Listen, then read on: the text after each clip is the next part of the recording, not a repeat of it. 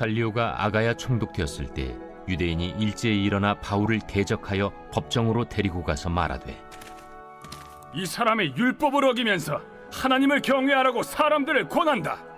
바울이 입을 열고자 할 때 갈리오가 유대인들에게, 너희 유대인들아, 만일 이것이 무슨 부정한 일이나 불량한 행동이었으면 내가 너희 말을 들어주는 것이 옳거니와, 만일 문제가 언어와 명칭과 너희 법에 관한 것이면 너희가 스스로 처리하라. 나는 이러한 일에 재판장 되기를 원하지 아니하노라. 하고 그들을 법정에서 쫓아내니 모든 사람이 회당장 소스데넨을 잡아 법정 앞에서 때리되 갈리오가 이 일을 상관하지 아니하니라.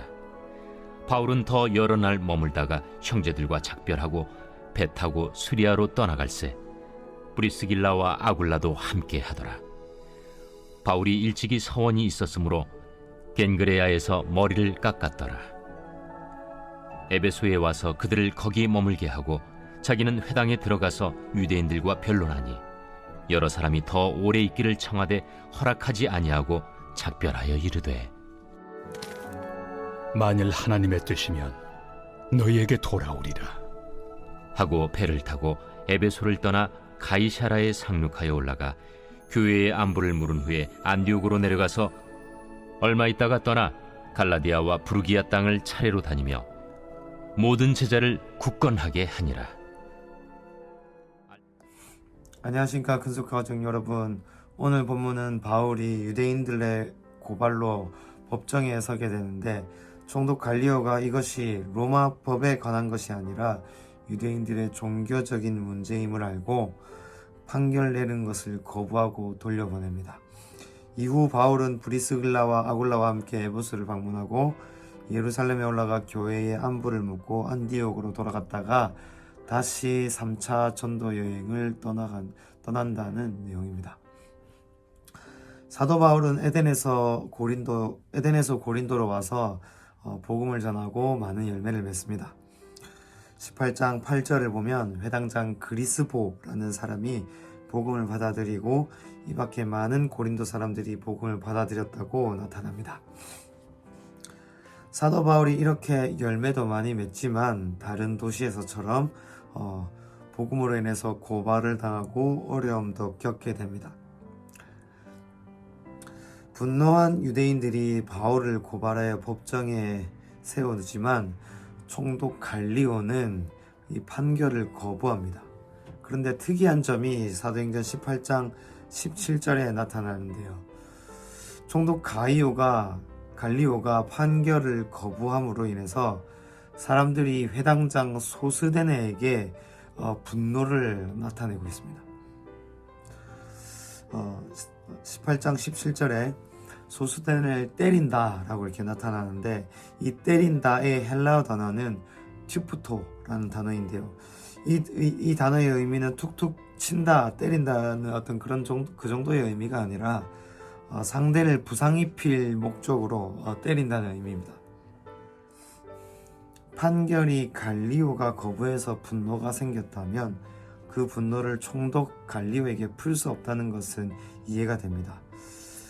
그런데 제가 분노했던 사람들 중 한 명이라면 분노를 혐의 없음으로 끝난 바울한테 풀 것 같은데, 그런데 갑자기 사람들의 분노풀이의 대상이 회당장 소스데네가 되어버렸습니다.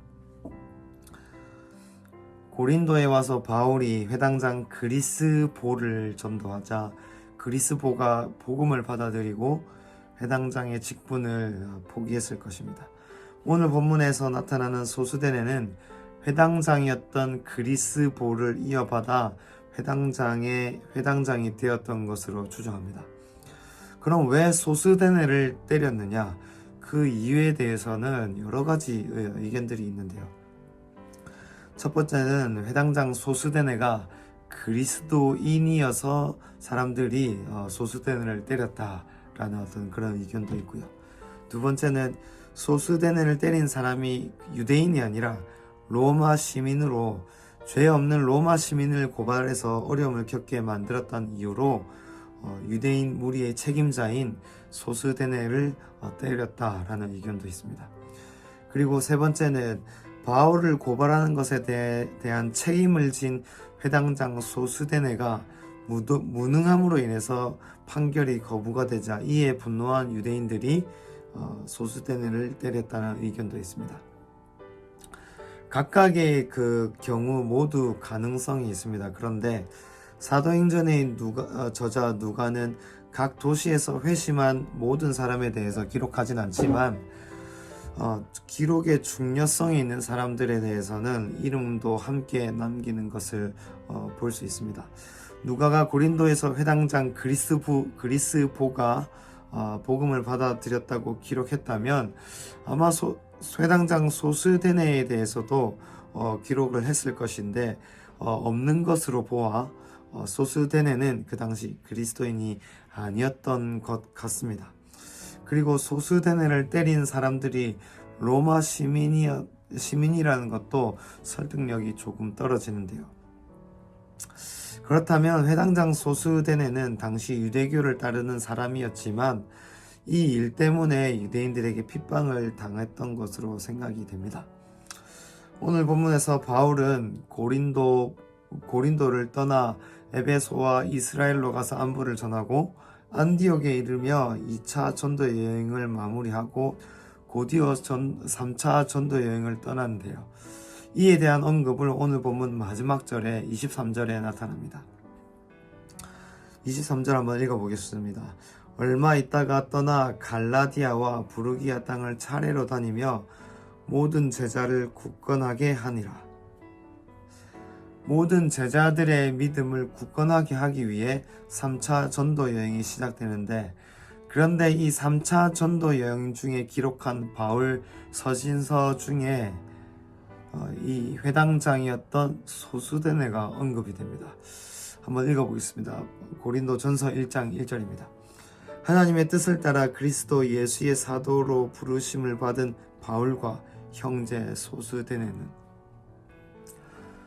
오늘 본문 속에 소스데네에게 일어난 사건은 사도 바울이 1년 반 동안 고린도에 있으면서 마지막에 일어난 사건이죠.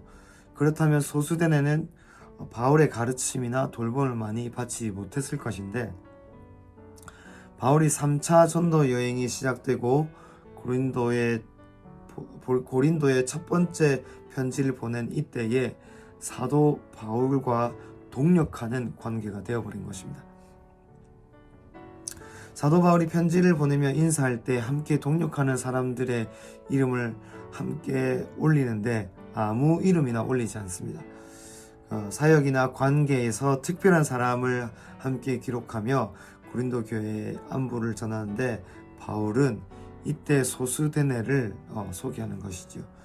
소스데네가 어떻게 이렇게 변해갔는지 자세히 나타나질 않지만 하나님의 일하심과 성령님의 인도하심을 확인할 수 있습니다. 마치 그리스도인들을 붙들려 다메섹에까지 갔던 바울과 같이 소스데네에게도 동일한 역사가 일어났던 것이죠. 결론은 이것인데요. 한 사람에게 일어난 사건과 일을 통해 하나님께서 역사하신다는 것입니다. 내게 일어난 한 사건이 하나님과 뜨거운 만남의 통로가 된다는 것이죠.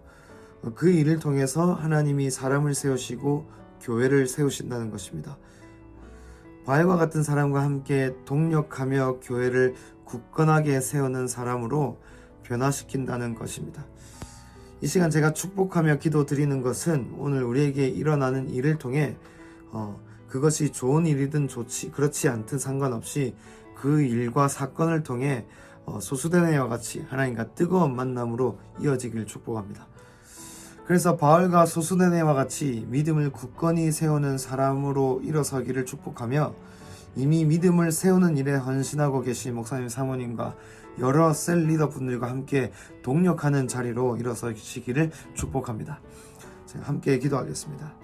하나님 감사합니다. 이해하지 못한 방법으로, 생각지도 못한 상황 속에서도 우리를 주의 선한 길로 인도하여 주시고 성령을 부어주실 하나님을 기대합니다. 우리를 향한 하나님의 일하심이 무엇인지 보기를 소망합니다.